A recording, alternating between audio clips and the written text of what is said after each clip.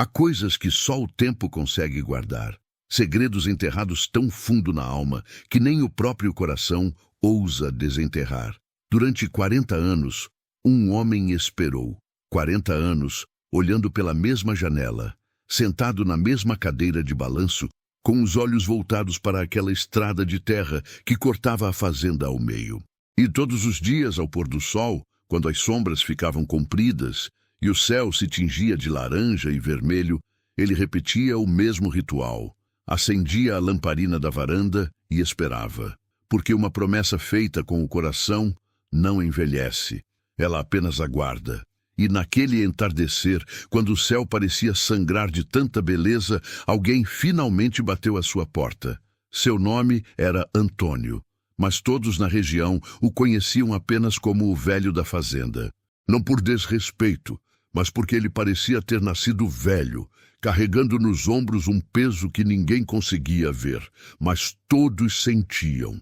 Ele vivia sozinho naquela propriedade de 60 alqueires, cercado por pastos que já não criavam gado, cercas que pendiam para o lado e uma casa grande que parecia ter esquecido o som de risadas.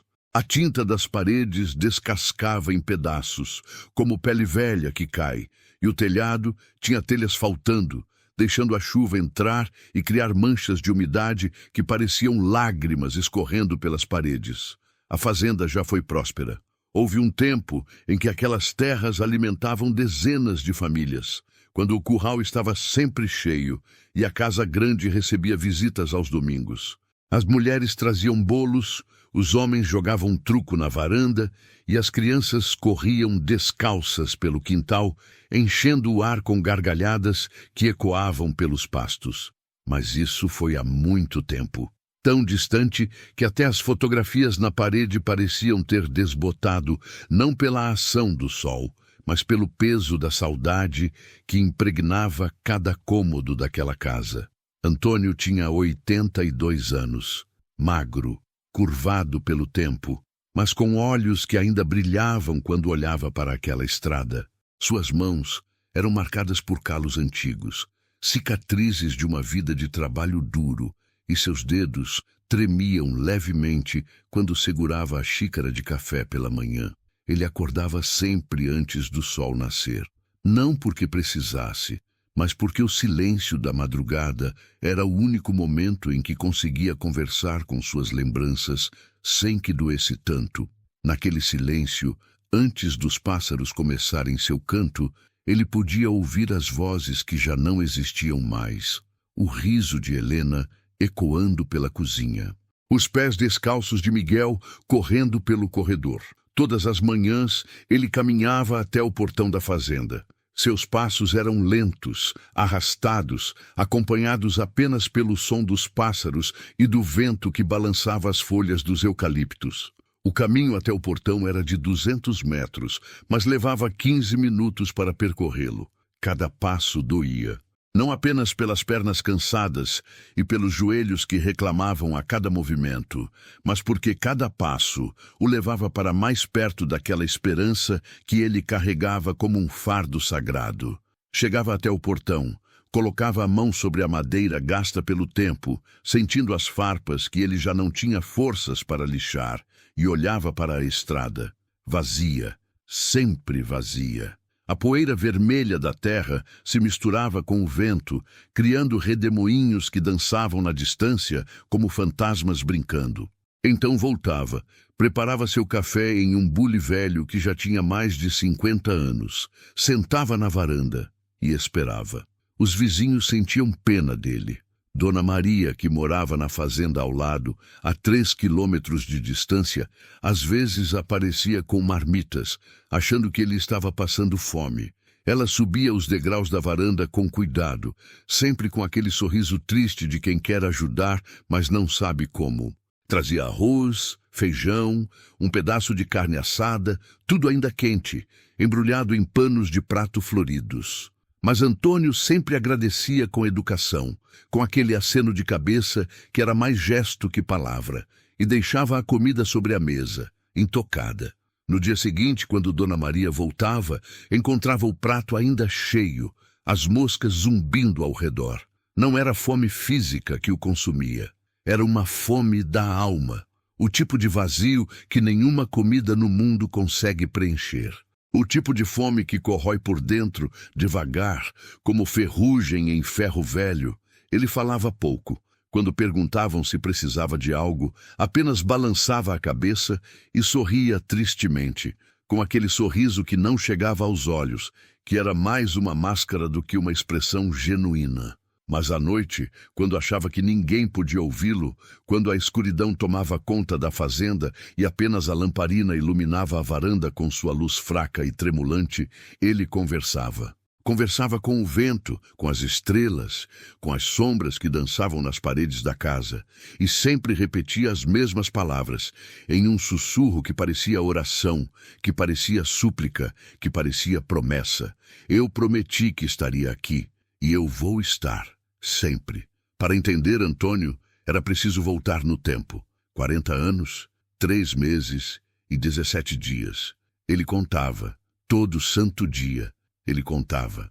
Tinha um caderno velho, de capa dura azul, já amarelado pelo tempo, onde fazia um risco a cada dia que passava. 1.461 riscos por ano. 58.442 riscos no total, porque aquele não era apenas um número, era uma sentença, uma condenação que ele mesmo se impôs. Cada risco era uma lembrança de que ele tinha falhado, de que ele não estava lá quando precisavam dele. Naquele tempo, Antônio era diferente.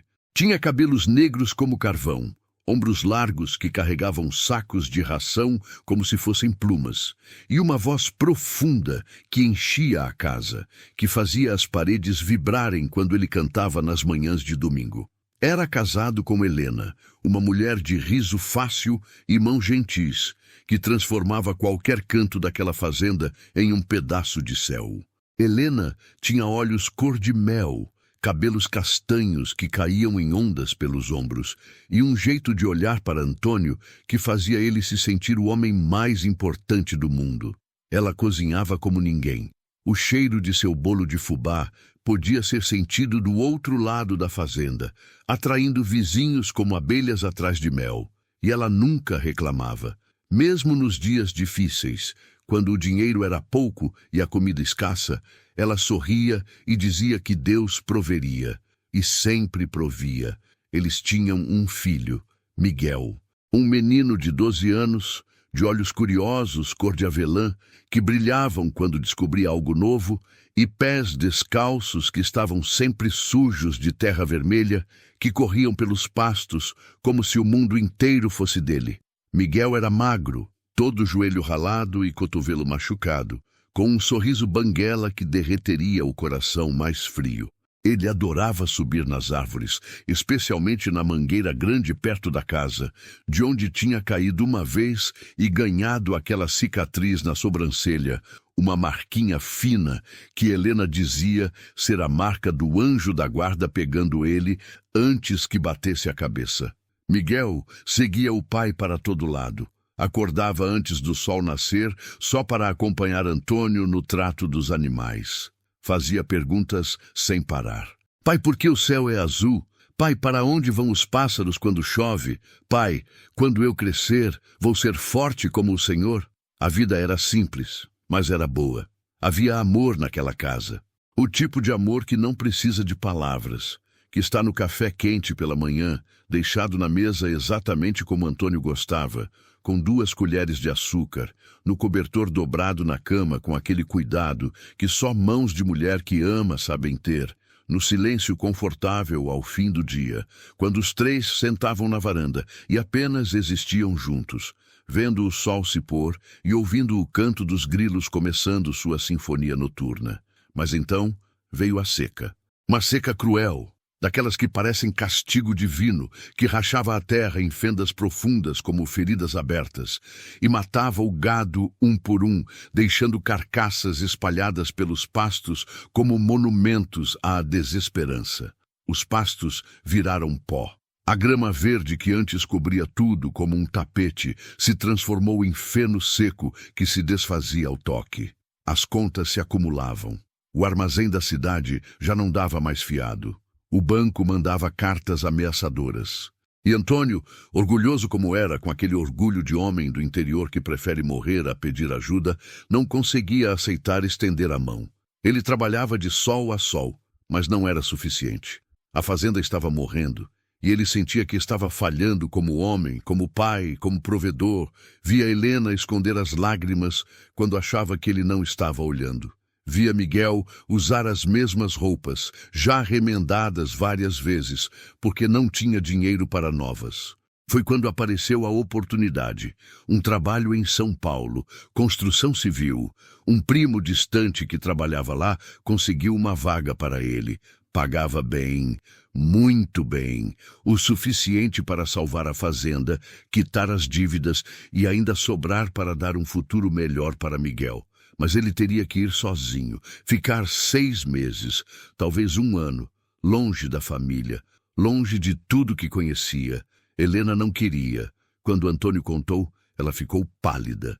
Segurou as mãos dele com força, com aquela força que só desespero dá, e disse com voz tremendo que não importava se perdessem tudo, a fazenda, a casa, tudo, desde que ficassem juntos. Disse que família sem terra continuava sendo família, mas terra sem família era apenas pó. Mas Antônio já tinha decidido. Ele era teimoso. Achava que um homem de verdade resolvia os problemas, não fugia deles, não deixava sua família passar necessidade. E naquela manhã de setembro, com uma mala velha na mão que mais parecia um caixão para seus sonhos, e o coração apertado, como se estivesse sendo esmagado, ele se despediu. Miguel o abraçou forte no portão da fazenda. Tão forte que Antônio quase mudou de ideia, quase jogou aquela mala no chão e disse que não ia. O menino enterrou o rosto no peito do pai e Antônio podia sentir as lágrimas molhando sua camisa. Miguel levantou o rosto com aqueles olhos vermelhos e inchados e perguntou com voz de criança assustada: "Pai, o senhor promete que volta?" Antônio ajoelhou ali mesmo na poeira da estrada, ficou na altura do filho. Colocou as 2 mãos sobre seus ombros magros e disse com toda a convicção do mundo, com uma certeza que ele desejou poder guardar para sempre: "Eu prometo, filho, e quando eu voltar, a gente vai ter tudo de novo. Você vai poder estudar na cidade, sua mãe vai ter o vestido bonito que ela sempre quis e a gente nunca mais vai passar aperto. Eu prometo." Miguel sorriu. Aquele sorriso, mesmo molhado de lágrimas, mesmo tremendo de medo, ficou queimado na memória de Antônio como ferro em brasa. "Então eu vou esperar o senhor aqui, pai, todo dia, na varanda. E quando o senhor aparecer lá na estrada, eu vou correr e te abraçar tão forte que o senhor nunca mais vai embora." Antônio beijou a testa do filho, um beijo demorado, como se tentasse memorizar o cheiro dele, o calor da pele, tudo. Abraçou Helena uma última vez, sentindo ela tremer nos braços dele, e foi embora. Ele não sabia que aquele seria o último abraço. Não sabia que estava carregando naquela mala não apenas roupas, mas todos os sonhos de uma vida que nunca mais veria. Os primeiros meses foram difíceis, mas Antônio aguentava. Trabalhava 12, 14, às vezes 16 horas por dia. Carregava tijolos, misturava massa, subia em andaimes que balançavam perigosamente no vento, tão alto que via a cidade inteira lá embaixo parecendo um formigueiro. Dormia em um alojamento apertado, um barracão de madeira com 20 beliches enfileirados, com outros homens que também tinham deixado suas famílias para trás, que também carregavam no peito aquela dor surda de estar longe de casa. À noite, deitado naquele beliche desconfortável, com o colchão fino que deixava sentir as ripas de madeira nas costas, ele ouvia o ronco dos outros homens, ouvia alguém chorando baixinho no escuro e ficava olhando para o teto de zinco, contando as horas até poder voltar. Mas toda semana, sem falta, ele mandava dinheiro. Ia até os correios no sábado pela manhã, ainda com a roupa suja de obra, e depositava quase tudo que ganhava, deixando apenas o suficiente para comer durante a semana. E toda semana Helena escrevia cartas. Cartas cheias de notícias simples, mas que aqueciam o coração de Antônio como se fossem abraços de papel. Ela contava que a chuva tinha voltado, que os pastos estavam reverdecendo, que tinha conseguido quitar a conta do armazém. Contava que Dona Maria tinha ensinado uma receita nova de bolo. Contava sobre as flores que tinha plantado no jardim, margaridas brancas que balançavam com o vento. E sempre, sempre havia notícias de Miguel. Miguel estava bem. Ajudava a mãe na horta, carregando os baldes d'água que eram quase do tamanho dele. Cuidava das galinhas, jogando milho e conversando com elas como se fossem pessoas. Estava crescendo. Helena escrevia que ele tinha crescido 3 centímetros, que as calças já estavam curtas, mostrando os tornozelos. Escrevia que ele estava ficando cada dia mais parecido com o pai, com aquela testa larga e o queixo quadrado. Que tinha começado a ajudar os vizinhos nos finais de semana, ganhando uns trocados para dar para a mãe, que era o orgulho dela. E sempre, no final de cada carta, havia um recado de Miguel, escrito com aquela letra torta de criança, com as letras dançando na linha. Pai, eu estou esperando, não demora não. Antônio guardava aquelas cartas como tesouros. Tinha uma caixa de sapatos debaixo do beliche, onde colocava todas, organizadas por data. Lia e relia até as palavras ficarem gastas, até o papel ficar mole, de tanto ser dobrado e desdobrado. Nas noites mais difíceis, quando a saudade apertava tanto que parecia que ele ia sufocar, ele pegava aquelas cartas e lia uma por uma, sentindo o cheiro do papel, tentando encontrar algum vestígio de casa naquelas folhas. E conseguia sentir o cheiro de Helena, aquele perfume suave de sabonete de erva doce que ela usava. Conseguia sentir Miguel, aquele cheiro de moleque suado que correu o dia inteiro. Foram 5 meses. 5 meses de trabalho duro, de saudade que doía no peito como facada, de sonhos em que ele via Miguel correndo pelos pastos com aquele sorriso banguela, via Helena na cozinha preparando café, via a fazenda verde e viva de novo. Ele já tinha juntado o suficiente. As dívidas estavam quase quitadas. A fazenda estava sendo salva. Mais 1 mês, talvez 2, e ele poderia voltar. Já sonhava com a volta. Imaginava entrando pela estrada, vendo Miguel correndo ao longe, aquela figurinha magra correndo mais rápido que ele jamais viu alguém correr, pulando em seus braços.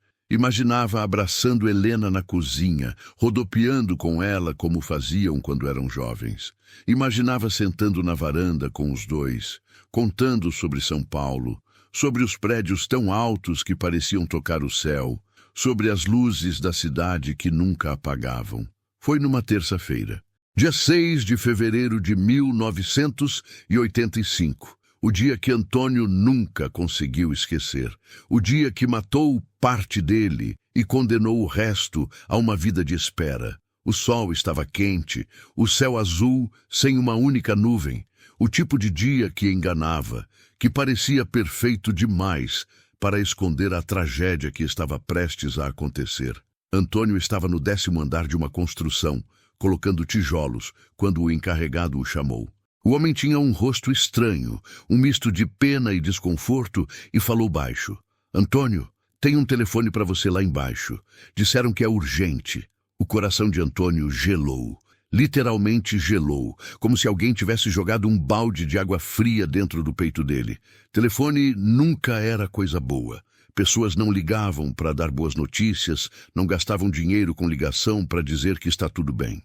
Ele desceu correndo, as pernas tremendo tanto que quase caiu 2 vezes, a respiração presa na garganta fazendo um barulho esquisito. Chegou no telefone do escritório da obra, pegou o aparelho com mãos que tremiam tanto que mal conseguia segurar e atendeu com voz rouca. Alô? Era o padre da cidade, Padre Joaquim, aquele homem de cabelos brancos que tinha batizado Miguel, que tinha casado ele e Helena. A voz dele estava trêmula, carregada de algo que Antônio não queria reconhecer, mas reconhecia. Era a voz de quem vai dar uma notícia que vai destruir um mundo. Antônio, meu filho, você precisa sentar. Você precisa voltar. Houve um acidente. O mundo parou. Literalmente parou. Antônio ouviu a voz do padre explicando, mas as palavras não faziam sentido. Era como se estivesse ouvindo debaixo d'água, tudo abafado, distorcido. Uma tempestade na noite passada. Uma tempestade violenta, daquelas que parecem que o céu vai desabar. Raios caindo como lanças. Um raio atingiu a casa. O incêndio foi rápido. Helena tentou salvar Miguel. Correu para o quarto dele quando viu as chamas. Os vizinhos viram, tentaram ajudar, mas era tarde demais. As chamas eram muito altas, muito quentes. O telhado desabou. Os dois estavam lá dentro. Os dois. Helena e Miguel. Os dois. Não sobreviveram. Os dois. Antônio caiu de joelhos ali mesmo, no meio da obra, na frente de todos os outros operários que pararam de trabalhar e apenas olhavam sem saber o que fazer, sem saber como ajudar um homem que estava desmoronando por dentro. O telefone caiu da sua mão, balançando no fio, com a voz do padre ainda saindo do aparelho, chamando pelo nome dele. Mas Antônio não ouvia mais nada. Ele não gritou, não chorou. Ficou apenas ali, de joelhos na terra, com as mãos no chão, olhando para o nada, enquanto algo dentro dele morria também. Enquanto o mundo que ele conhecia, o mundo que ele estava lutando para salvar, desaparecia como fumaça. Ele pegou o primeiro ônibus. Nem esperou pegar seu dinheiro, suas coisas. Apenas entrou no ônibus e sentou no fundo, perto da janela. Viajou 26 horas seguidas, sem comer, sem dormir, sem falar, apenas olhando pela janela como se estivesse vendo o mundo pela primeira vez e pela última ao mesmo tempo. Via as cidades passando, via as pessoas nas rodoviárias, vivendo suas vidas normais, rindo, comendo, conversando. E não conseguia entender como o mundo continuava girando quando o dele tinha acabado. Quando chegou na cidade, era de madrugada. Caminhou os 10 quilômetros até a fazenda. Suas pernas doíam, mas ele não sentia. Não sentia nada além daquele vazio no peito que crescia a cada passo. Quando chegou, a casa ainda estava de pé, mas queimada. As paredes enegrecidas, o teto desabado, as janelas vazias como olhos mortos olhando para ele. O enterro já tinha acontecido no dia anterior. Os vizinhos não puderam esperar, com aquele calor, com aquela situação. Helena e Miguel estavam lado a lado no cemitério da cidade, sob 2 cruzes simples de madeira que alguém tinha feito às pressas. Os vizinhos estavam lá, Dona Maria, seu João, outras pessoas. Tentaram consolar Antônio, colocaram as mãos no ombro dele, disseram que sentiam muito, que era vontade de Deus, que eles estavam em um lugar melhor. Mas Antônio não ouvia. Ele ajoelhou entre os 2 túmulos, no meio daqueles 2 montes de terra ainda fresca, ainda mole, e ficou ali, imóvel, com as mãos sobre a terra, sentindo ela ainda quente, como se estivesse abraçando eles por baixo do chão. Ficou ali até o sol se pôr, até todos irem embora, até ficar só ele e aquele silêncio ensurdecedor do cemitério vazio. E foi ali, naquele momento, com a terra ainda fresca sobre as pessoas que ele mais amava no mundo, que Antônio fez outra promessa. Uma promessa que ninguém ouviu, mas que ecoaria pelos próximos 40 anos de sua vida. Ele colocou a testa na terra do túmulo de Miguel e sussurrou: Miguel, meu filho, eu não estava aqui quando você precisou de mim. Eu estava longe, tentando salvar essa maldita fazenda e perdi você. Perdi vocês 2, mas eu vou estar aqui agora. Eu vou esperar. Se existe alguma forma de você voltar, de você me visitar, de eu ter mais uma chance de te abraçar, de dizer que sinto muito, de dizer que te amo, eu vou estar aqui, todos os dias, te esperando, como você disse que ia fazer. Eu prometo, filho. E ele esperou, dia após dia, ano após ano, década após década. Antônio reconstruiu a casa, ou pelo menos uma parte dela. Não tinha dinheiro para mais, e não importava. Ele não precisava de uma casa grande. Precisava apenas de um lugar onde pudesse manter vivas as memórias, onde pudesse cumprir sua promessa. Pegou madeira velha, telhas que sobraram, e ergueu 4 paredes e um teto. O suficiente para se proteger da chuva. O suficiente para ter uma varanda de onde pudesse ver a estrada. O suficiente para acender a lamparina todo o entardecer. As pessoas tentaram ajudar nos primeiros anos. Tentaram convencê-lo a vender a propriedade, a se mudar para a cidade, a começar de novo. Você ainda é jovem, Antônio, diziam. Pode casar de novo, ter outros filhos, recomeçar. Mas ele recusava tudo com aquele silêncio pesado que fazia as pessoas desistirem de insistir. Aquela era a última coisa que restava de Helena e Miguel. Aquela era a casa onde o filho tinha crescido, onde tinha dado seus primeiros passos, onde tinha aprendido a andar segurando nos dedos do pai, onde tinha dito suas primeiras palavras, onde tinha dormido todas as noites da sua curta vida.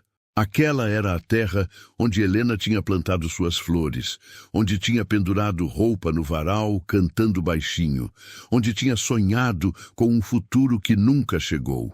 E se Miguel, de alguma forma impossível, impensável, milagrosa voltasse, se o espírito dele vagasse e procurasse o pai, se houvesse alguma justiça cósmica que permitisse um último encontro, um último abraço, um último perdão, Antônio precisava estar ali.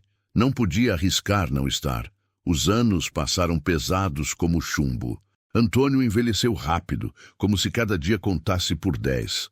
Seus cabelos ficaram brancos no primeiro ano, como se a tragédia tivesse pintado eles de luto. Depois, começaram a cair, deixando aquela cabeça cada vez mais lisa, com apenas alguns fios brancos teimosos que insistiam em permanecer. Suas costas se curvaram, como se o peso da culpa fosse físico, dobrando ele para frente, fazendo ele andar olhando para o chão.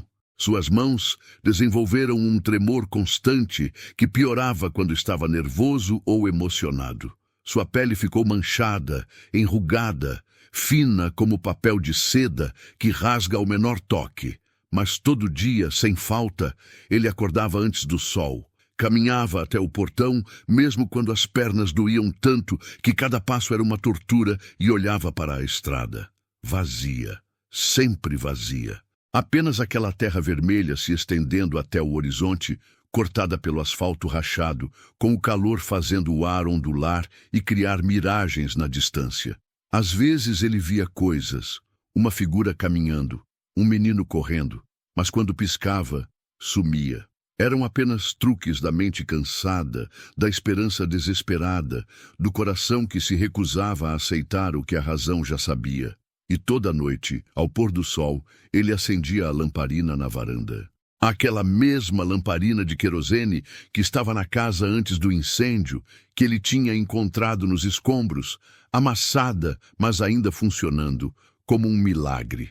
Limpava o vidro com cuidado, enchia com querosene e acendia o pavio, vendo aquela chama pequena e amarela dançar na brisa, porque Miguel gostava daquela lamparina quando era pequeno. Dizia que ela deixava a casa mais bonita, que fazia sombras na parede que pareciam animais. Então Antônio acendia toda noite, para que se Miguel voltasse, se o espírito dele passasse por ali, visse a luz e soubesse que o pai estava esperando. As pessoas pararam de tentar entender depois do 10º ano. Pararam de perguntar, pararam de visitar, pararam de insistir. Antônio se tornou parte da paisagem. Como a velha igreja no centro da cidade, como o rio que cortava a propriedade do seu João, como a serra ao longe que mudava de cor conforme a hora do dia. Ele estava ali, tinha sempre estado ali e sempre estaria ali. Era uma constante, o velho da fazenda que esperava algo que ninguém sabia o quê. As crianças da região cresceram ouvindo histórias sobre ele, histórias que mudavam a cada geração, cada uma adicionando um detalhe novo, um elemento de fantasia. Alguns diziam que ele era louco, que tinha enlouquecido de tanto sofrimento. Outros diziam que era assombrado, que via fantasmas, que conversava com mortos. Mas a verdade era mais simples e mais triste. Ele era apenas um homem que tinha perdido tudo e não sabia fazer outra coisa senão esperar. Esperar porque tinha prometido. E um homem como Antônio não quebrava promessas. Ele mantinha a casa exatamente como era antes do incêndio, pelo menos na parte que conseguia manter. O quarto de Miguel continuava intocado. Antônio tinha reconstruído aquele quarto com cuidado especial, medindo cada parede para que ficasse exatamente do mesmo tamanho. Os brinquedos que sobreviveram ao fogo estavam sobre a cama. Um carrinho de madeira que o avô tinha feito com apenas uma roda queimada. Um cavalo de pau com a cabeça chamuscada. Os desenhos que Miguel tinha feito estavam pregados na parede, protegidos com plástico que Antônio tinha colocado com todo cuidado. Desenhos de sol com carinhas sorridentes, de cachorros que pareciam vacas, de uma família de 3 pessoas de mãos dadas. A cama estava sempre feita, com o lençol esticado, o travesseiro fofinho, a janela sempre aberta porque Miguel gostava de acordar com o canto dos pássaros, gostava de sentir o vento fresco da manhã no rosto. Antônio limpava aquele quarto toda semana, com cuidado, passando o pano devagar em cada canto, em cada móvel, como se Miguel fosse voltar da escola a qualquer momento, como se fosse entrar correndo pela porta com aquele sorriso banguela e perguntar o que tinha para o almoço. À noite, quando a solidão apertava demais, quando o silêncio da fazenda ficava tão pesado que parecia esmagar, Antônio conversava. Sentava na cadeira da cozinha, na mesma cadeira onde Helena sentava para descascar batatas, e conversava com ela sobre o dia, sobre o tempo, sobre as pequenas coisas que aconteciam na fazenda. Contava que tinha consertado a cerca do lado leste, que tinha visto um João de Barro fazendo ninho no alpendre, que as margaridas que ela plantou continuavam nascendo todo ano, teimosas, bonitas, recusando-se a morrer. E conversava com Miguel. Ia até o quarto dele, sentava na beirada da cama e contava histórias. As mesmas histórias que contava quando o menino era pequeno e tinha medo do escuro. Histórias de príncipes corajosos, de dragões que na verdade eram bonzinhos, de tesouros escondidos. Dizia que estava orgulhoso dele, que sabia que onde quer que estivesse, ele tinha se tornado um homem bom. Pedia desculpas todas as noites, com a voz quebrando, dizendo que tinha falhado, que devia ter ficado, que devia ter escolhido diferente. As pessoas que o ouviam de longe, os vizinhos que passavam perto da fazenda à noite e escutavam aquela voz solitária ecoando pela escuridão, achavam que ele tinha enlouquecido.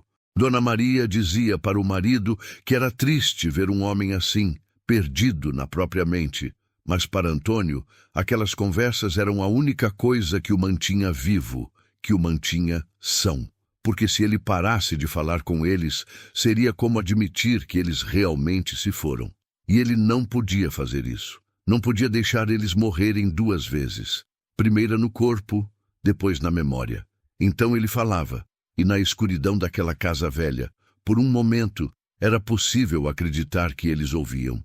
40 anos, 14.600 dias, 350.400 horas, 21.024.000 minutos. Ele não contava por obsessão. Contava porque cada número era uma prova de que ele tinha cumprido sua promessa, de que ele tinha esperado, de que ele nunca tinha desistido, nunca tinha esquecido, nunca tinha parado de acreditar que, de alguma forma, em algum lugar, Miguel sabia que o pai estava ali. E então, naquela terça-feira, dia 6 de fevereiro, exatamente 40 anos depois do acidente, quando Antônio já tinha 82 anos e sentia que não tinha muito tempo de vida restante, quando já começava a fazer as pazes com a ideia de morrer, sem nunca ter tido a chance de se despedir direito, aconteceu algo que ele já não acreditava mais ser possível. Algo que faria todos aqueles 40 anos de espera valerem a pena. O sol estava se pondo.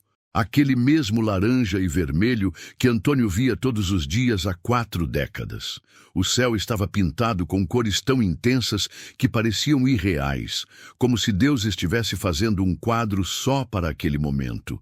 Nuvens compridas se esticavam pelo horizonte como dedos de fogo.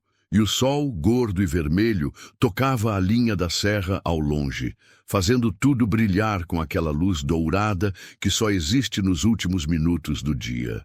Era o tipo de pôr-do-sol que Helena costumava chamar de céu de despedida, porque parecia tão bonito que só podia ser Deus se despedindo antes da noite chegar. Antônio estava sentado na varanda, como sempre, na mesma cadeira de balanço que já tinha 50 anos de idade, que rangia a cada movimento como se também estivesse cansada. Com a lamparina acesa ao seu lado, a chama dançando suavemente na brisa morna da tarde. Seus olhos cansados e embaçados pela catarata que os médicos diziam que precisava operar, mas ele se recusava porque não via sentido em enxergar melhor um mundo que ele não queria mais ver. Mal conseguiam focar na estrada agora. Tudo era uma mancha borrada, com o dourado do sol se misturando com o vermelho da terra e o verde dos pastos. Mas ele continuava olhando, sempre olhando, como tinha feito 14.600 vezes antes. Seus pensamentos vagavam, como costumavam vagar naquela hora do dia. Pensava em Miguel, sempre pensava em Miguel. Imaginava como ele seria se tivesse crescido. Teria 52 anos agora. Seria um homem feito, forte, talvez com filhos próprios. Talvez tivesse a voz grossa como a dele. Talvez tivesse herdado as mãos habilidosas de Helena. Talvez fosse veterinário, como sempre disse que queria ser quando pequeno, porque adorava animais. Ou talvez fosse fazendeiro, cuidando daquela terra que era da família há 3 gerações. Antônio sorriu tristemente com esses pensamentos. Um sorriso que doía mais do que confortava. Foi quando ouviu um som que ele não ouvia há tanto tempo que quase não reconheceu. Passos. Passos reais, não imaginados. Passos se aproximando da varanda, fazendo a madeira do assoalho ranger. Firmes, pesados, reais. Tão reais que Antônio sentiu o coração, que há anos batia devagar, quase preguiçoso, como um relógio velho que está quase parando, de repente acelerar. Pum-pum, pum-pum, pum-pum. Tão rápido e tão forte que ele levou a mão ao peito, com medo de que o coração fosse pular para fora. Ele virou a cabeça, devagar, porque se movesse rápido demais, se virasse de repente, talvez a ilusão desaparecesse, talvez fosse apenas outro truque da mente cansada. Virou devagar, centímetro por centímetro, sentindo o pescoço estalar, os músculos reclamando. E ali, subindo os 3 degraus da varanda, estava um homem de verdade.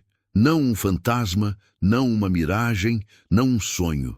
Um homem jovem, de talvez 30 e poucos anos, talvez 40. Alto, mais de 1,80 m, com ombros largos que enchiam a camisa xadrez que usava.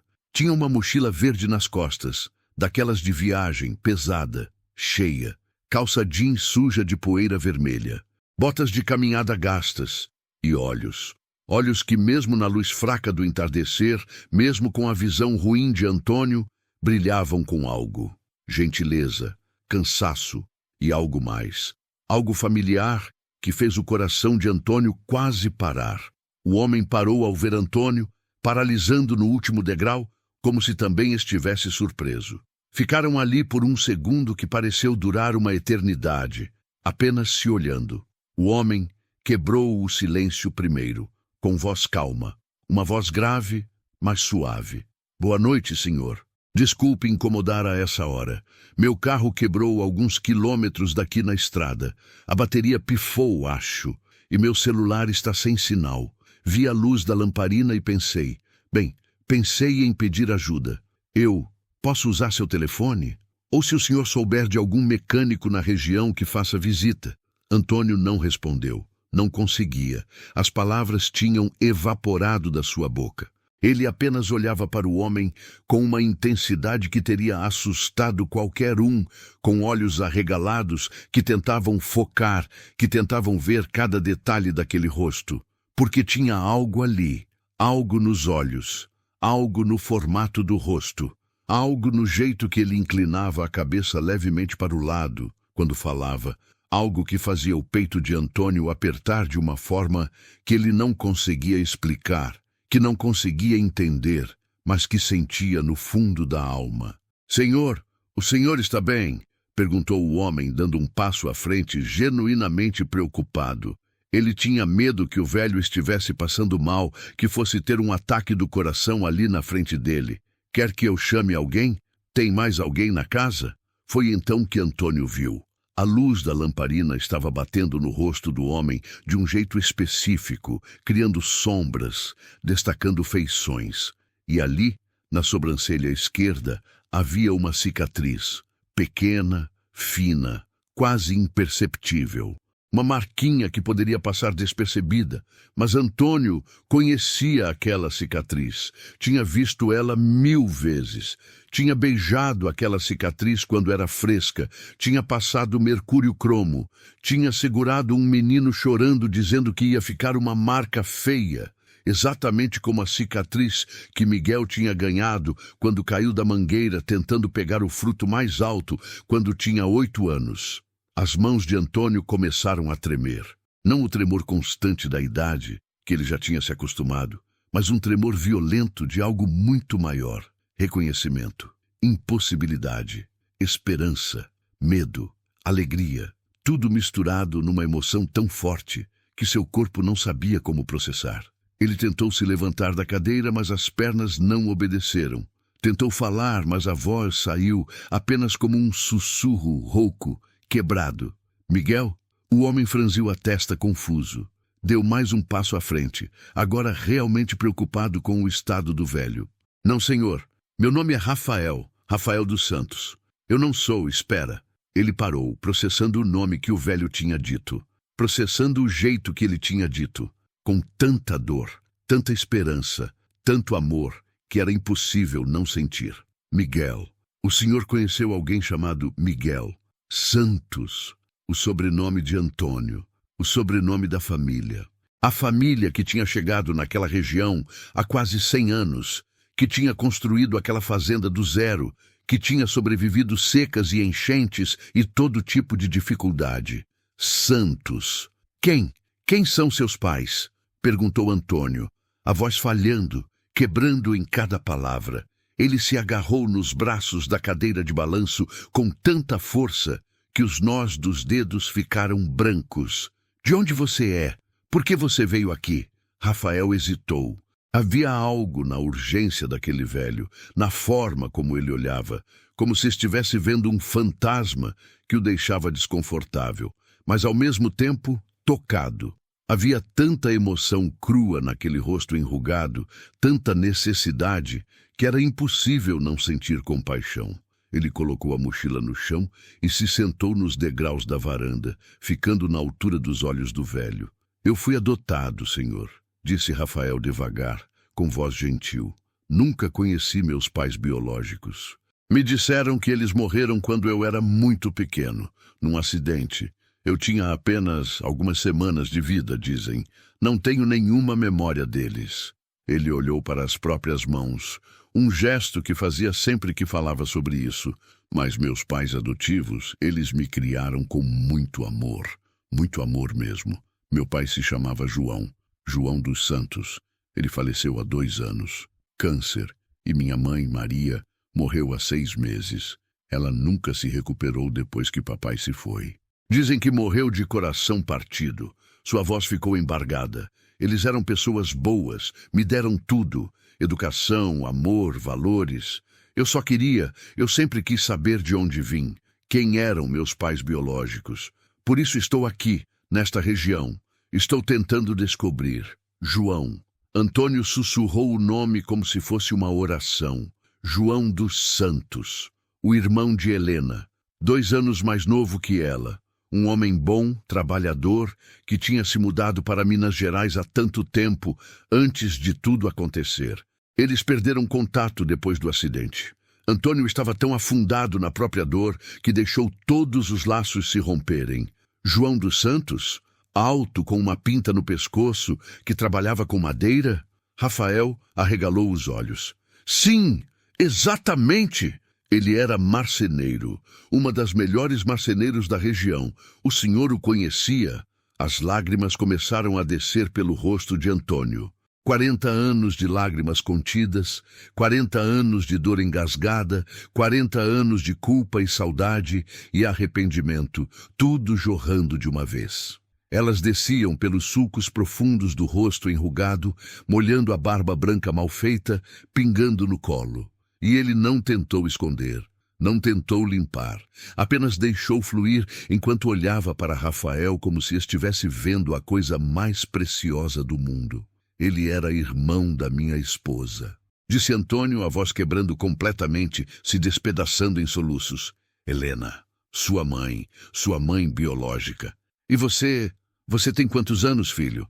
Rafael sentiu um arrepio percorrer a coluna. A forma como o velho tinha dito filho não era casual. Era carregada, era pesada, era real. 40 anos, senhor. Faço 40 amanhã, dia 7 de fevereiro. O mundo parou novamente.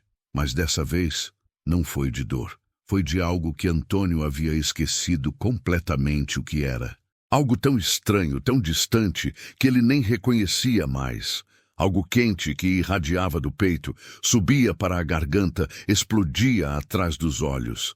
Era esperança, era alegria, era redenção. Era a resposta para 40 anos de orações sussurradas na escuridão.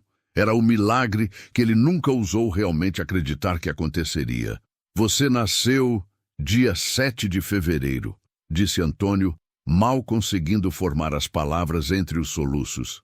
De 1985, um dia depois do acidente. Um dia depois que disseram que você e Helena tinham morrido. Ele estendeu as mãos trêmulas em direção a Rafael. Você não morreu. Você sobreviveu. Meu filho, meu Miguel, você sobreviveu. Rafael ficou paralisado. As palavras do velho ecoavam na sua cabeça, não fazendo sentido, e ao mesmo tempo fazendo todo o sentido do mundo. Ele olhou para aquele homem frágil, curvado, chorando de uma forma tão visceral que dava para sentir a dor, e algo dentro dele se moveu, algo profundo. Algo que sempre esteve ali, adormecido, esperando. Eu não entendo, disse Rafael, mas sua própria voz estava trêmula. Me disseram que meus pais morreram, os dois, num incêndio, que eu fui resgatado pelos vizinhos, mas que eles não sobreviveram. Sua mãe não sobreviveu, disse Antônio, limpando as lágrimas com as costas da mão. Helena morreu tentando te salvar, mas eu não estava lá. Eu estava em São Paulo, trabalhando. Quando voltei, me disseram que vocês dois tinham morrido. Nunca me disseram que você tinha sobrevivido. Nunca. Sua voz ficou amarga. Talvez João não quisesse que eu soubesse. Talvez ele achasse que era melhor assim, que eu já estava destruído demais. Ou talvez ele apenas quisesse te proteger de mim, do homem que abandonou a família. Rafael se levantou devagar, como se estivesse em transe. Caminhou até Antônio e ajoelhou na frente dele, ficando na mesma altura, olhando nos olhos embaçados, mas que ainda brilhavam com tanta emoção. Me conta, sussurrou. Me conta tudo. Quem eram eles? Como eram? Por favor. E Antônio contou. Tudo. Começou do começo. Da primeira vez que viu Helena na igreja, com aquele vestido amarelo que fazia ela parecer um girassol. De como eles se apaixonaram embaixo do pé de jabuticaba, que ainda estava ali nos fundos da fazenda. Do casamento simples, mas bonito, com flores do campo e um bolo que Dona Maria tinha feito. De quando Miguel nasceu, naquela madrugada de inverno, com a parteira dizendo que nunca tinha visto um bebê tão bonito, de como Helena chorava de alegria segurando aquele bebezinho minúsculo nos braços, de como Antônio tinha prometido dar tudo para aquela criança, proteger ele do mundo, fazer ele crescer feliz. Contou sobre os primeiros anos. As primeiras palavras de Miguel.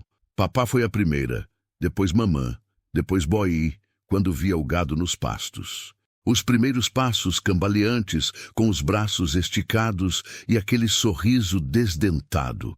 As noites em que Miguel tinha pesadelo e dormia entre os pais, seguro, protegido. As manhãs em que acordava antes do sol só para seguir o pai, mesmo de olho fechado de sono. Os domingos em que Helena fazia cocada e Miguel comia até ficar com dor de barriga. Contou sobre a fazenda próspera, sobre os anos bons, sobre como eles eram felizes nas coisas simples. Não tinham muito dinheiro, mas tinham amor. Tinham risadas, tinham uns aos outros. E então contou sobre a seca, sobre o desespero, sobre a decisão terrível de ir para São Paulo, sobre a despedida no portão da fazenda, sobre a promessa que fez para Miguel de que ia voltar, sobre os 5 meses trabalhando até os ossos doerem, enviando dinheiro, lendo as cartas, contando os dias. Quando chegou na parte do telefonema, sua voz quase falhou completamente. Contou sobre a viagem de ônibus, sobre chegar e encontrar apenas cinzas e túmulos, sobre ajoelhar naquela terra fresca e fazer outra promessa, a promessa de esperar. Eu esperei 40 anos, disse Antônio, olhando nos olhos de Rafael. E agora, olhando de perto, na luz fraca mas suficiente da lamparina, ele via tudo. Via Helena nos olhos dele, via ele mesmo no formato do rosto, via a cicatriz que era igual, via os gestos que eram idênticos aos de Miguel criança. Esperei porque prometi, esperei porque não sabia fazer outra coisa. Esperei porque tinha esperança, mesmo quando a esperança era ridícula, mesmo quando era impossível, mesmo quando todo mundo dizia que eu era louco. Rafael estava chorando também agora, lágrimas silenciosas que desciam pelo rosto enquanto absorvia cada palavra.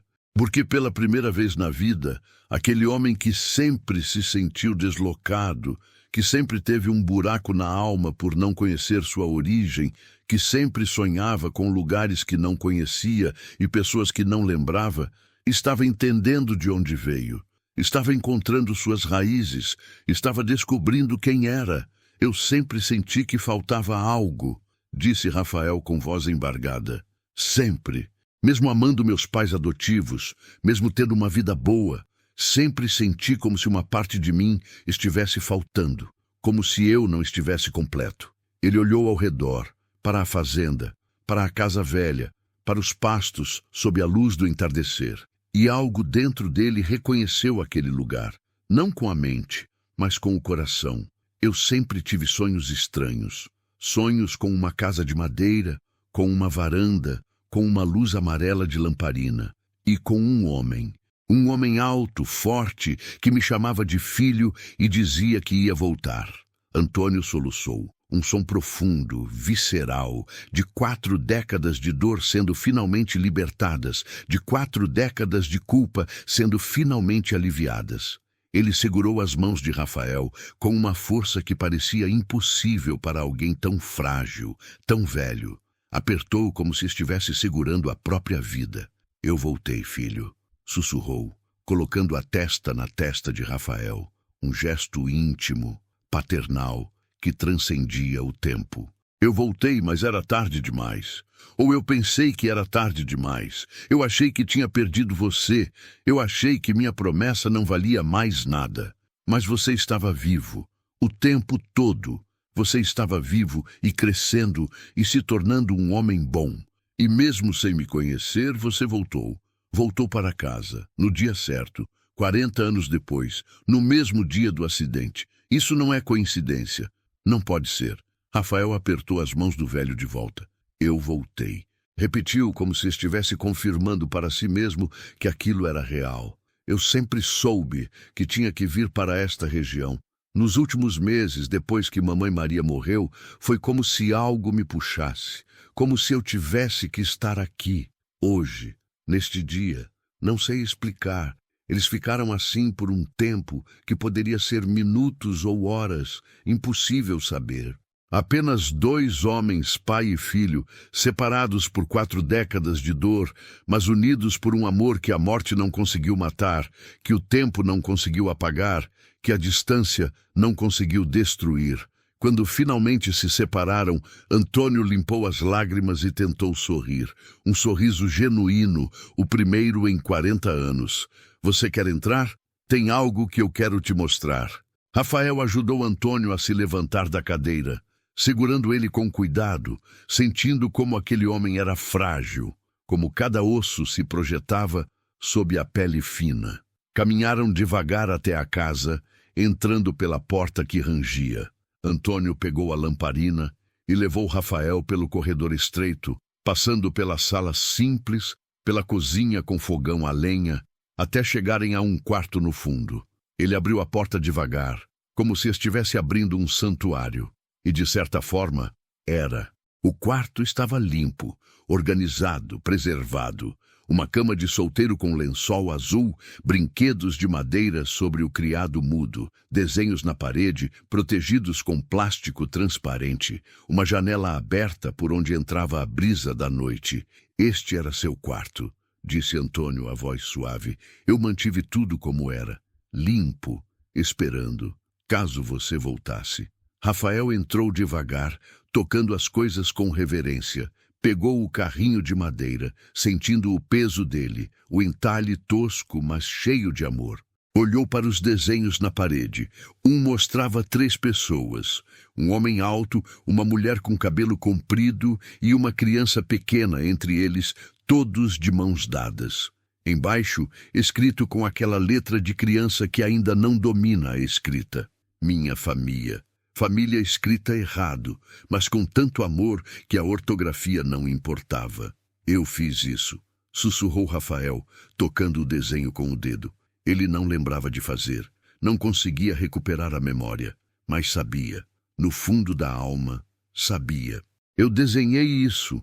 Você tinha 7 anos, disse Antônio, ficando ao lado dele.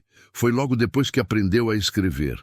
Chegou correndo da escola, todo orgulhoso, querendo mostrar para sua mãe. Ela colocou aqui e disse que ia ficar para sempre. E ficou. Por 40 anos ficou ali, esperando que seu criador voltasse e visse.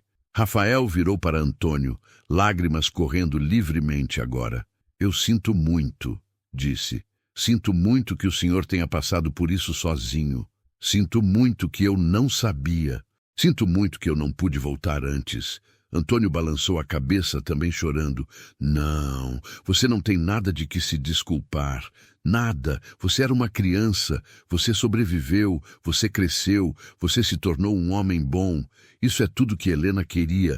Tudo que eu queria. Ele segurou o rosto de Rafael com as 2 mãos. Eu que te peço perdão. Perdão por não estar lá quando você precisava. Perdão por ter ido embora. Perdão por ter perdido todos esses anos da sua vida. Eu te perdoo, disse Rafael sem hesitar. E eu acho que ela também perdoa.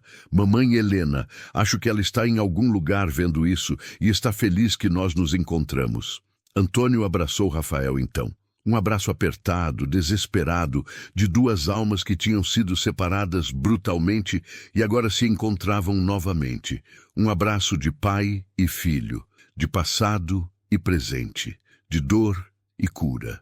Ficaram ali no meio daquele quarto que tinha sido preservado como um altar ao amor, enquanto a lamparina continuava acesa na varanda e o som dos grilos enchia a noite.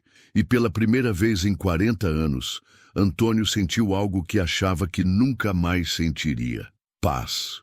Paz verdadeira. Aquela paz que vem quando você finalmente encontra o que estava procurando. Quando você finalmente cumpre a promessa que fez. Quando você finalmente traz para casa o filho perdido. Rafael ficou. Não apenas aquela noite, mas as noites seguintes. Ele ligou para o trabalho na cidade, usando o telefone antigo de disco que Antônio tinha, desmarcou seus compromissos, explicou que tinha tido uma emergência familiar. E era verdade. Era a emergência mais importante da sua vida. Tinha passado 40 anos sem saber quem era, de onde vinha, e agora estava descobrindo tudo. Não ia desperdiçar nenhum minuto disso. Eles passaram dias conversando. Antônio contou histórias sobre Helena. Como ela cantarolava quando cozinhava, como tinha medo de trovão, mas fingia coragem para não assustar Miguel, como fazia os melhores doces da região e sempre mandava um pedaço para os vizinhos. Contou sobre a avó de Rafael, que ele nunca conheceu, Uma mulher forte que tinha criado 9 filhos quase sozinha. Contou sobre os bisavós, sobre como a família tinha chegado ali, sobre as histórias que passavam de geração em geração, e Rafael absorveu tudo como uma esponja. Cada história era uma peça do quebra-cabeça que estava montando dentro dele. Ele olhava para as fotografias antigas que Antônio guardava numa caixa de sapatos, protegidas com papel de seda. Helena sorrindo no dia do casamento, com flores no cabelo. Miguel bebê, gorducho com aquele sorriso sem dentes. A família junta na varanda, em um domingo de sol, felizes. Ela era bonita, disse Rafael, segurando uma foto de Helena com cuidado, como se fosse quebrar. Mamãe, Helena, minha mãe biológica. Eu tenho os olhos dela, você tem tudo dela, disse Antônio com voz suave, cheia de amor. Os olhos, o sorriso, o jeito gentil de falar. E tem minhas mãos. Olha, ele colocou a mão ao lado da mão de Rafael. Eram idênticas, dedos compridos, palma larga, calos nos mesmos lugares. Mãos de trabalhador, mãos que foram feitas para construir, para cuidar. Rafael olhou para as mãos e sentiu um arrepio. Eu sou marceneiro, disse suavemente. Como tio João, trabalho com madeira. Construo móveis, restauro peças antigas. As pessoas dizem que eu tenho um dom. Antônio sorriu, um sorriso orgulhoso. João devia ter visto isso em você quando era pequeno. Devia ter percebido o talento. A família sempre teve gente boa com as mãos. Seu bisavô construiu a primeira igreja da cidade, sozinho, tábua por tábua. Eles caminharam pela fazenda juntos. Antônio mostrava cada canto, cada árvore, cada pedaço de terra como se estivesse apresentando tesouros.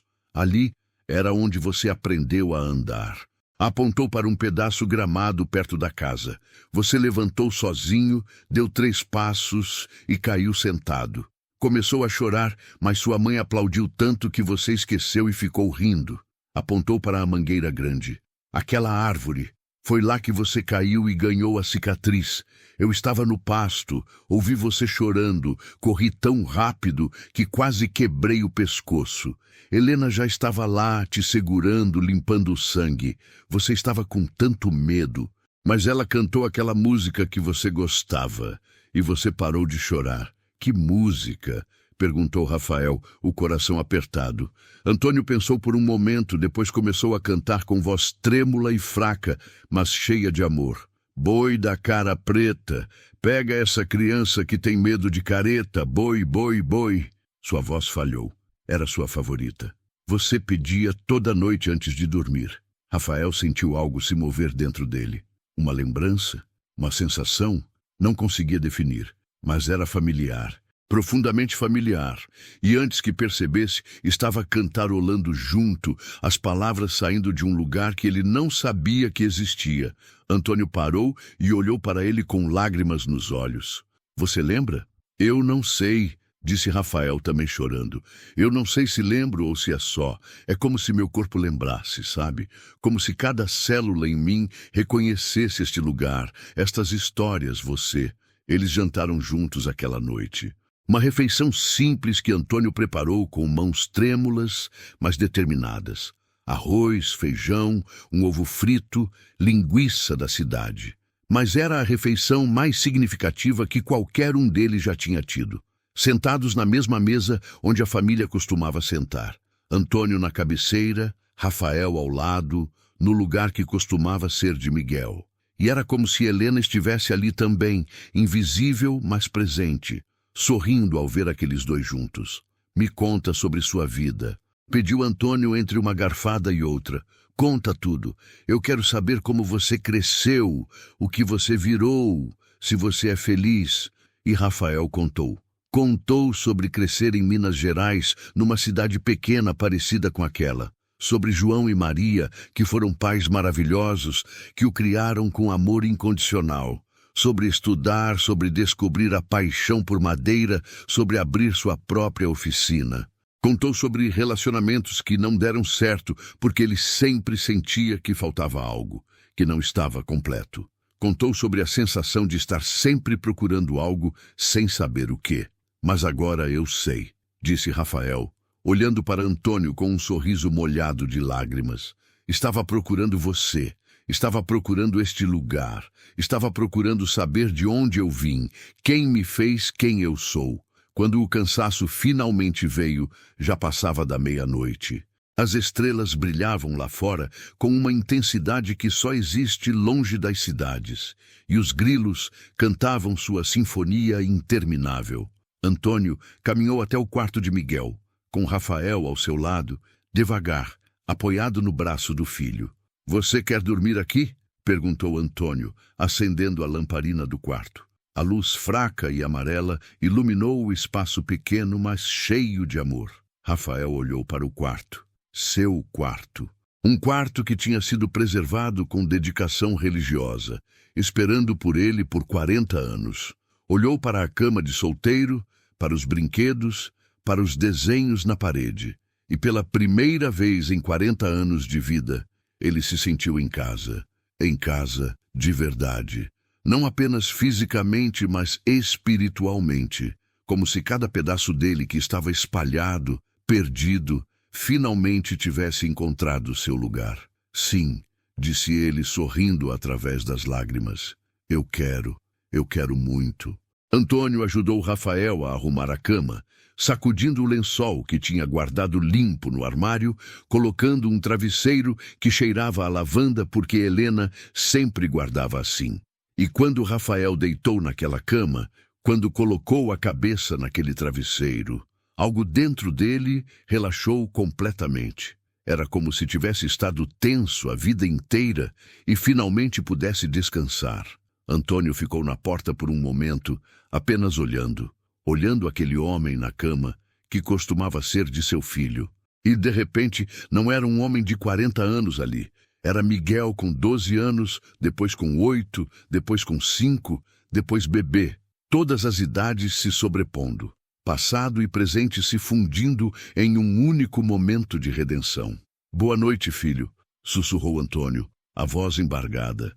"Boa noite, pai", respondeu Rafael. E foi a primeira vez em 40 anos que ele chamou alguém de pai, sendo biológico, sendo real, sendo verdadeiro. Antônio fechou a porta devagar e caminhou até seu quarto. Deitou na cama com ossos que doíam, mas com coração que finalmente estava leve. E naquela noite, pela primeira vez em 40 anos, Antônio dormiu profundamente. Dormiu sem pesadelos. Dormiu sem culpa. Dormiu sem a dor constante que tinha sido sua companheira fiel por 4 décadas, porque a promessa tinha sido cumprida. O filho tinha voltado para casa e ele tinha estado ali, esperando exatamente como prometeu. Os dias se tornaram semanas, as semanas se tornaram meses. Rafael não voltou para Minas Gerais. Ele ligou, arrumou suas coisas, pediu para amigos enviarem e ficou. Ficou porque não conseguia imaginar estar em outro lugar. Ficou porque cada dia descobria algo novo sobre sua história. Ficou porque Antônio precisava dele e ele precisava de Antônio. Juntos, pai e filho começaram a reconstruir, não apenas a propriedade, mas a vida. Rafael usou suas habilidades de marceneiro para consertar a casa. Trocou madeiras podres, reformou o telhado, pintou as paredes. E a cada tábua que colocava, a cada prego que martelava, sentia que estava honrando Helena, honrando Miguel que ele foi, honrando a família. Os pastos voltaram a ter gado. Não muitos, mas alguns. O suficiente para trazer vida de volta àquele lugar. A casa voltou a ter risadas.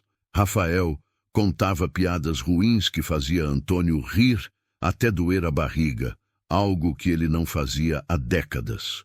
E a varanda voltou a ter 2 pessoas sentadas, olhando o pôr do sol, mas agora não em solidão, e sim em companhia. Antônio envelheceu mais rápido depois disso, mas de forma diferente. Não era mais o envelhecimento pesado da tristeza. Era o envelhecimento natural de alguém que tinha vivido sua vida, que tinha cumprido seu propósito, que podia finalmente descansar. E ele descansava sabendo que a fazenda não morreria com ele, que tinha alguém para continuar. que a história da família não terminaria em tragédia. 3 anos depois do reencontro, numa manhã fresca de maio, Antônio não acordou. Rafael foi até o quarto dele, como fazia todas as manhãs, levando café. Encontrou o pai deitado na cama, com um sorriso suave no rosto, a respiração ausente. Tinha partido durante o sono, em paz, sem dor. Rafael segurou a mão dele, ainda morna, e chorou. Mas não eram apenas lágrimas de tristeza. Eram lágrimas de gratidão. Gratidão por ter encontrado seu pai. Gratidão pelos 3 anos que tiveram juntos. Gratidão por ter conseguido dizer todas as palavras que precisavam ser ditas, dar todos os abraços que precisavam ser dados. No velório, vieram pessoas de toda a região, pessoas que tinham conhecido Antônio ao longo dos anos.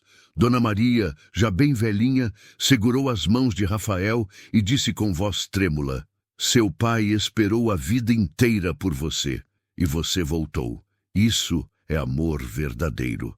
Rafael enterrou Antônio ao lado de Helena.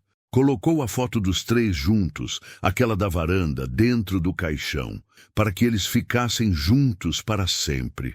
E sobre o túmulo, mandou gravar com letras simples mas profundas: Antônio dos Santos, um homem que cumpriu sua promessa. Hoje, Rafael continua na fazenda. Ele casou com uma professora da cidade, uma mulher de sorriso gentil que lembra Helena. Tiveram 2 filhos, um menino que chamaram de Miguel, uma menina que chamaram de Helena. E toda noite, ao pôr do sol, Rafael senta na varanda com sua família e acende a lamparina. Aquela mesma lamparina que Antônio acendeu por 40 anos. Aquela mesma lamparina que guiou Rafael de volta para casa. E quando os filhos perguntam por que acender a lamparina todos os dias, Rafael conta a história. A história de um homem que esperou 40 anos por um filho que achava ter perdido. A história de uma promessa que atravessou décadas. A história de um amor tão forte que nem a morte, nem o tempo, nem a distância conseguiram destruir. Porque no final, isso é o que importa. Não é quanto tempo você tem, é o que você faz com esse tempo. É se você mantém suas promessas. É se você espera por quem ama, não importa quanto tempo demore. É se você acredita que o amor verdadeiro, sempre encontra um caminho de volta para casa. Você acredita em destino? Você acredita que algumas promessas são sagradas demais para serem quebradas? Você acredita que o amor de um pai pode atravessar 40 anos de espera? Se essa história tocou seu coração, deixe um comentário. Conte se você também tem alguém que está esperando, ou se você é alguém que precisa voltar para casa. Porque no final das contas todos nós estamos esperando algo, ou alguém. E às vezes, só às vezes, quando menos esperamos, quando já desistimos de acreditar, aquilo que esperamos realmente volta. Aquele abraço que faltava, aquela palavra que precisávamos ouvir, aquele perdão que achávamos impossível. Se inscreva no canal, mas só se essa história falou com o seu coração. E se você conhece alguém que precisa ouvir sobre o poder de esperar, de acreditar, de nunca desistir, compartilhe. Porque histórias como essa precisam ser contadas, precisam ser lembradas. Precisam nos ensinar que vale a pena esperar por quem amamos. Até a próxima história. Que Deus abençoe você e sua família.